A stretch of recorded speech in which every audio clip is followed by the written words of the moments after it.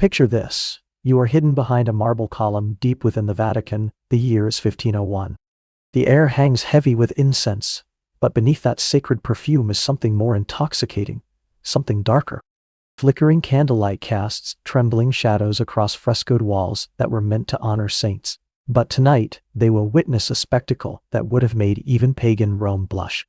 The sound of silk rustling against stone mingles with muffled laughter, echoing through corridors where holy men once walked.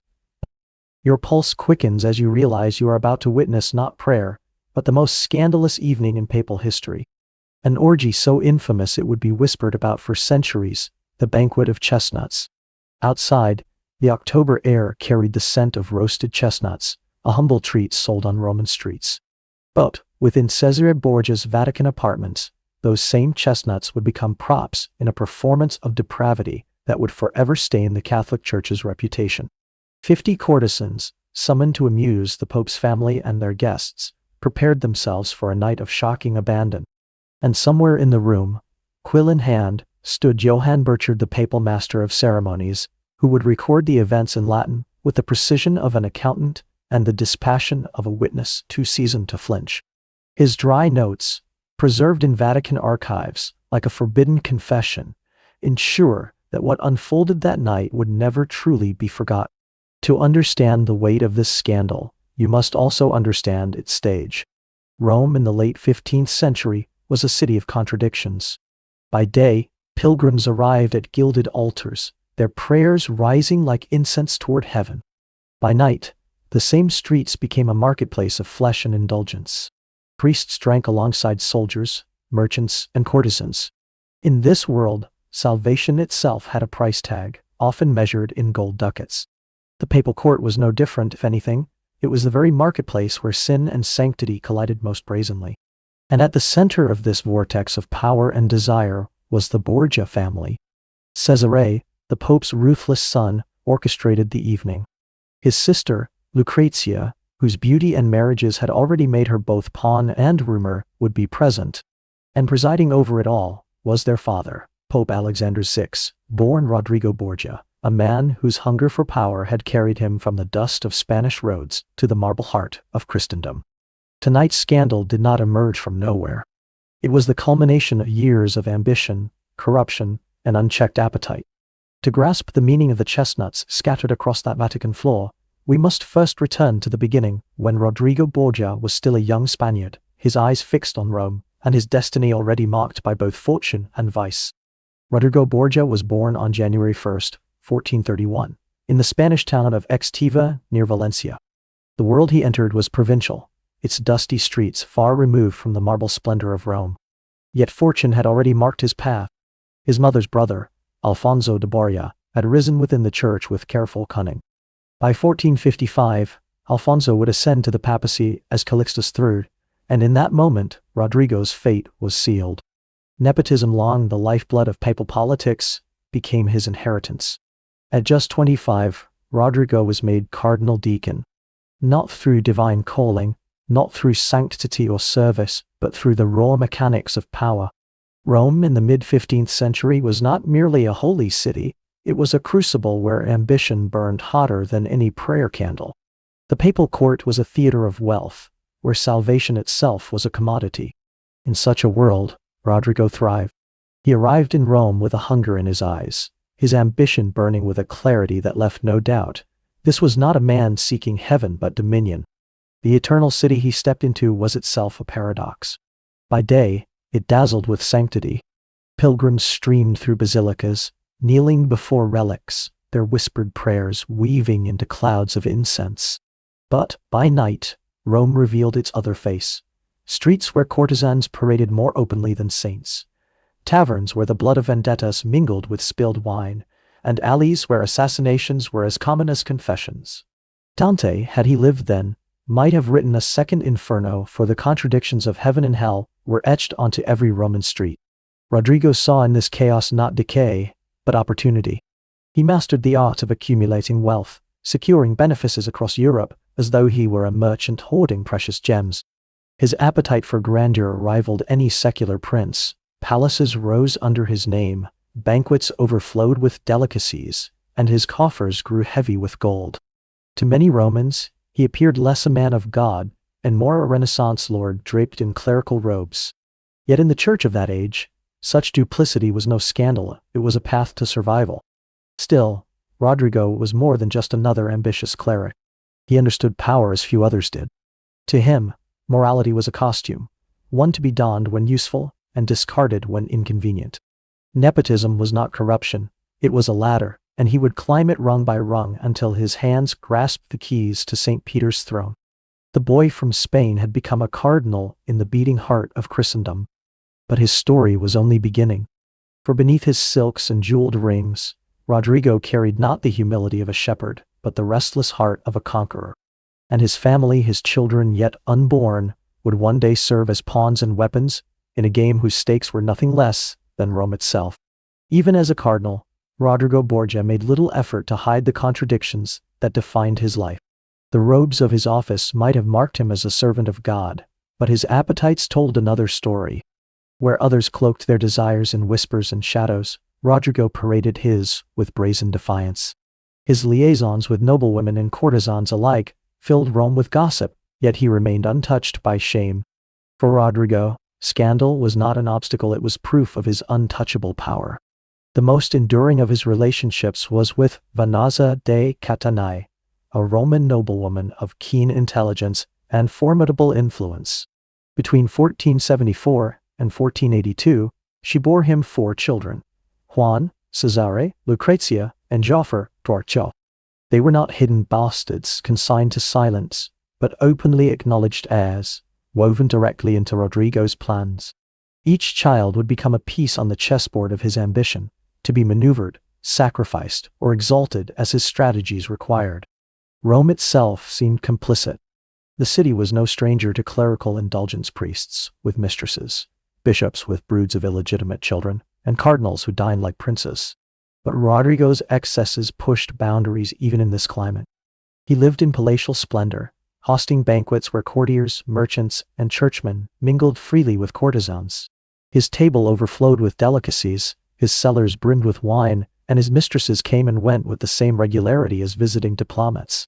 To many, he was less a cardinal than a Renaissance prince draped in crimson robes. Not everyone was willing to turn a blind eye.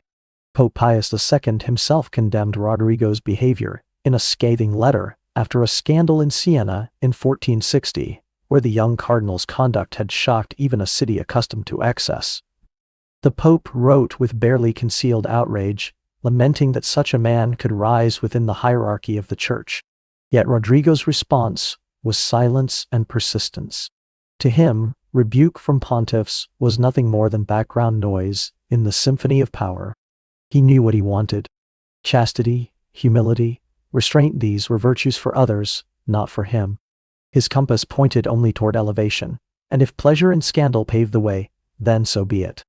Rodrigo embodied a new kind of clerical identity, one that merged secular ambition with sacred authority, weaving them together until they were indistinguishable. By the time his children began to come of age, Rodrigo had refined his methods into an art. Each alliance, each affair, each indulgence was carefully weighed against his ultimate goal. He was a man who could not be shamed because he had already discarded the very notion of shame. Rome might murmur, but Rodrigo listened only to the whispers of opportunity. The stage was now set. For in a world where scandal was currency and morality a mask, Rodrigo Borgia was already playing the long game, the game of the papacy itself. The summer of 1492 brought with it both opportunity and death. When Pope Innocent VIII breathed his last, the cardinals gathered in the Sistine Chapel to choose Christ's new vicar on earth. To the faithful outside, the election was a solemn moment guided by the Holy Spirit. But within those painted walls, beneath the very ceiling that Michelangelo would one day transform into a vision of creation, the air was thick with bargaining. Gold passed from hand to hand like water, promises were whispered like prayers, and sacred offices were traded with the ease of merchants haggling in a marketplace. Rodrigo Borgia entered the conclave with a single purpose: to win. His coffers overflowed with wealth, meticulously gathered from years of benefices and favors. With this, he bought loyalty. Cardinals received estates, lucrative appointments, and bribes so vast that some later claimed Rome had never seen a more openly corrupt election. And yet, corruption was the very machinery of the Renaissance papacy. Rodrigo had not invented the practice of simony, he had simply perfected it. When the smoke finally rose on August 11, 1492, Rodrigo Borgia emerged as Pope Alexander VI Antioch. His victory was not whispered about, it was acknowledged openly. Rome surprisingly greeted the news with jubilation. The Spaniard had long been familiar to them, and his reputation for energy and magnificence promised a reign of grandeur.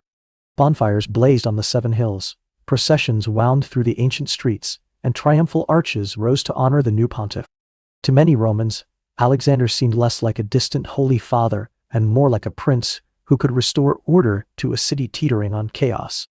And in truth, his first measures suggested promise. Within months, the assassinations that had plagued Rome dwindled. Alexander reorganized the city into districts with magistrates charged to maintain peace. Every Tuesday, he held open audiences where he personally dispensed justice, impressing even his critics with his vigor. For a fleeting moment, it seemed as if divine providence had placed the right man upon St. Peter's throne. But power does not change men, it reveals them. The mask of reform slipped quickly, and the true Alexander emerged. The papacy, in his eyes, was not a sacred trust, but the apex of opportunity. His children became the axis around which his policies turned. Titles, duchies, and marriages were bestowed not for the church's glory, but to advance the fortunes of Juan, Cesare, Lucrezia, and Joffre d'Artois. The man who now wore the triple tiara did not view himself as shepherd of souls, but as patriarch of a dynasty. Thus began a reign where the boundaries between sacred duty and personal ambition dissolved entirely. The conclave had not elevated a pope, it had crowned the head of the Borgia family. And Rome, dazzled by pageantry and blind to the shadows gathering, would soon pay the price for its celebration. With the papal throne secured, Alexander VI wasted no time in weaving his family into the fabric of power. His eldest son, Juan, was made Duke of Gandia in Spain and married into royal kinship. His second son, Cesare, though only 18, was elevated to the Archbishopric of Valencia, later made a cardinal. To the Church, these were holy offices. To Alexander, they were stepping stones for his dynasty. Nepotism was no longer whispered, but displayed with unapologetic clarity. The papacy had become the Borgia's inheritance. The Vatican, once imagined as the sanctum of Christendom, turned it into a theater of earthly indulgence. Within its gilded halls, banquets stretched late into the night. Gold and silver gleamed under torchlight as musicians played and laughter echoed off marble walls. Alexander's mistress, Julia Farnese, renowned in Rome as Julia la Bella, walked freely through corridors once reserved for solemn clergy. Her beauty, her influence, her very presence in papal chambers was a living symbol that the Pope's vows had been trampled underfoot. Rome buzzed with stories, each more scandalous than the last. Yet amid the wine and music, another figure quietly observed it all. Johann Burchard, the papal master of ceremonies, was no poet nor gossip. He was a clerk with a sharp quill and a sharper eye, a man tasked with recording the official rituals of the Church. His Liber Notarum, a meticulous diary, captured every procession, every coronation, every scandal that unfolded before him.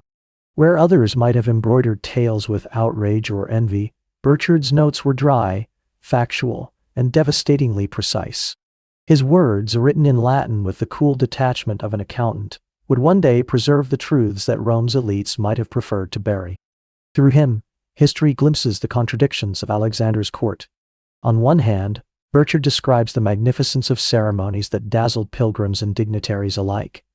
The gleam of vestments, the solemn chants, the gilded processions through St. Peter's Basilica. On the other, he records with the same tone the excesses of the Pope's private world, the feasts, the mistresses, the whisper of deals sealed over wine, and the rising tide of corruption that turned salvation into a commodity. And beneath this spectacle, the Borgias tightened their grip. Juan grew arrogant, his cruelty and incompetence staining his father's reputation. Cesare, though cloaked in cardinal's red, seethed with restlessness, yearning for battlefields rather than altars. Lucrezia, young and luminous, was used as a pawn in marriage alliances, her fate dictated by her father's ambitions. Rome itself seemed to watch with both fascination and dread. The Borgias were not merely another papal family, they were a dynasty in motion, a storm-gathering force within the heart of the Church. And though the Vatican glittered with banquets and celebrations, shadows lengthened. For power, when stretched too far, has a way of summoning tragedy. By 1497, the golden image of the Borgias began to fracture. Juan Borgia, Alexander's favored son and Duke of Gandia, had become more a liability than an asset. Stories of his arrogance, cruelty, and reckless indulgence circulated through Rome's taverns and palaces alike. He flaunted his power with little skill to sustain it, and his father's favor only sharpened resentment among rivals. Then, on the night of June 14th, his gilded world ended. Juan's body was dragged from the Tiber River, pierced with 9 stab wounds and his throat cut. Whoever had orchestrated the murder had acted with ruthless precision, ensuring the Duke's death was not mistaken for accident or drunken brawl. Rome awoke to whispers. Who had struck down the Pope's son? Some pointed to noble enemies, others to rival factions within the Curia. Yet the most chilling speculation named Cesare Juan's own brother, the restless cardinal whose ambitions were shackled by his ecclesiastical robes. Whether truth or rumor, the suspicion alone revealed the poisonous nature of the Borgia household. For Alexander, the loss was shattering. Observers recorded that the mighty pontiff wept like a broken father. For 3 days and nights, he refused food, shut himself away, and seemed stripped of the imperious vigor that had carried him to the papacy. In his grief, he proclaimed a sweeping reform of the Church. He denounced simony, sought to curb luxury in the papal court, and ordered new ordinances to discipline clergy. For a fleeting moment, it appeared tragedy had accomplished what centuries of criticism could not. A pope moved to cleanse his court. But Alexander was a man whose nature outweighed his vows. Grief, however deep, was not enough to change his course. As weeks passed, his sorrow dulled, and with it, the will for reform. The ordinances were shelved, forgotten like old proclamations buried under new indulgences. The Pope's focus shifted once more to his surviving children, particularly Cesare, whose ruthless brilliance now seemed the dynasty's best hope. In 1498, Cesare took a step no cardinal before him had dared. He laid aside the scarlet hat. Voluntarily renouncing his ecclesiastical office, he chose the sword over the altar. Freed from the trappings of the Church, he embraced the destiny he long craved, that of a prince of war. Handsome, intelligent, and cold as tempered steel, Cesare became the embodiment of power without conscience. His campaigns would soon redraw the map of Italy. His methods, blending terror, cunning, and efficiency, would later inspire Niccolo Machiavelli, who saw in Cesare the perfect model for the prince, a ruler unbound by morality, guided only by effectiveness. The death of Juan had shattered a family and shaken a pope, but it also forged a new weapon in the Borgia arsenal. Cesare was no longer bound to the Church. He was its sword, and with his father's papacy as shield, he was ready to carve his legacy into the flesh of Italy. With Juan gone, and grief dulled, Alexander turned all his ambition towards Caesar. Freed from the cardinal's robes, Cesare strode into Italy's political theater like a predator unleashed. Backed by French support, he carved out territories in the Romagna through sieges, assassinations, and calculated treachery. Cities that had stood independent for generations fell one by one beneath his banners. He moved with a cold efficiency that unnerved allies and enemies alike, a commander whose smile could precede either reward or death. But conquest required coin, and papal coffers strained under Cesare's ambitions. Alexander turned to what he knew best: selling salvation. Indulgences multiplied, church offices became commodities, even the red hat of a cardinal could be purchased for a princely sum. 47 new cardinals were appointed under Alexander, their positions bought with fortunes that fed Caesare's campaigns. Rome understood. The Church had become a marketplace, and the Pope its chief merchant. Meanwhile, Lucrezia Borgia, so often vilified by rumor, was bound into her father's designs. Married first to Giovanni Sforza of Milan, then hastily discarded when politics demanded new allies, she was remarried to Alfonso of Aragon. When that alliance soured, Alfonso was murdered, many whispered at Cesare's command. To her father, Lucrezia was a pawn to be played, a bond, sealed with vows at the altar, only to be broken when strategy required. Yet in time, she would prove far more resilient than her family's schemes suggested. The Vatican itself became the stage for Alexander's reign. Nights glowed with torchlight as banquets sprawled across frescoed chambers. Cardinals, envoys, merchants, and courtesans dined beneath ceilings painted with saints, their laughter echoing in rooms meant for prayer. Musicians played, jugglers performed, and the Pope himself delighted in spectacles that blurred the line between princely court and papal palace. But these entertainments were never mere indulgence. They served as demonstrations of wealth and power, binding guests to Alexander through complicity. A cardinal who joined the feasts could not easily denounce the hand that fed him. An ambassador dazzled by papal magnificence might think twice before crossing Caesarea in the field. Every glass of wine poured in those chambers carried the taste of politics. Outside the Vatican walls, Rome murmured. Pilgrims still flocked to St. Peter's, kneeling in faith, but the city's alleys whispered of excess. Rumors of mistresses, murders, and feasts spread from servant to servant, from guard to merchant. The Borgias stood at the height of their power, wealthy, feared, and untouchable. Yet with each passing year, their spectacle edged closer to scandal, their magnificence indistinguishable from decadence. And in October of 1501, amid triumphs and shadows, they prepared to cross the final boundary. A night would come that even in Rome, a city accustomed to vice, would sear itself into memory as the epitome of papal corruption. The night of the Banquet of Chestnuts. October 31st, 1501. All Hallows' Eve, the night when, it was said, the veil between the living and the dead grew thin. Within Cesare Borgia's Vatican apartments, lit by flickering candelabras and frescoed with scenes of gods and saints, the sacred and profane prepared to collide. 50 courtesans, dressed in silks that would not remain long upon them, entered the chamber. Nobles, cardinals, and diplomats filled the hall. And at the center, watching with satisfaction, sat Pope Alexander VI, flanked by his son Cesare and daughter Lucrezia. Johann Burchard, ever the silent witness, was there too. His duty as master of ceremonies placed him uncomfortably close to the spectacle, but his pen transformed what might have become rumor into record. His Latin notes, dry as dust, stripped of flourish, described what unfolded. First a feast, with wine flowing like rivers, then entertainment. The courtesans danced, their garments slowly discarded, until candlelight revealed them entirely bare. Then came the infamous game. Chestnuts were scattered across the floor, the candelabras lowered, and the women ordered to crawl on hands and knees to collect them.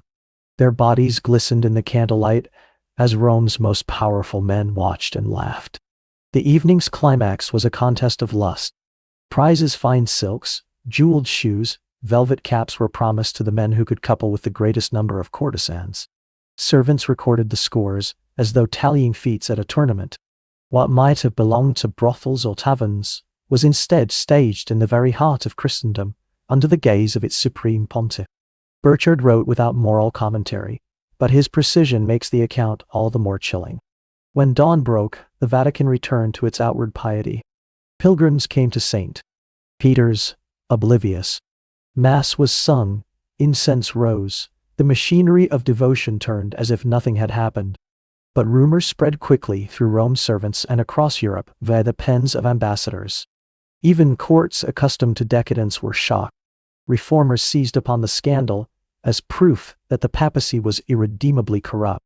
Centuries later, Martin Luther's fury would be sharpened by stories like this, painting Alexander as the very emblem of rot at the church's core. Alexander would die in 1503, perhaps of malaria, perhaps of poison, his son Cesare undone, without papal protection. Lucrezia, far from the caricature painted by rumor, reinvented herself as Duchess of Ferrara, remembered by many as a capable ruler. Yet the shadow of that October night lingered. Pope Julius II refused to live in the Borgia apartments where the banquet had taken place, commissioning Raphael to paint frescoes in higher, purer chambers, as though beauty could overwrite memory. The Banquet of Chestnuts remains more than scandal. It is a mirror. A night when chestnuts scattered on marble floors symbolized how far power can drag dignity into the dust.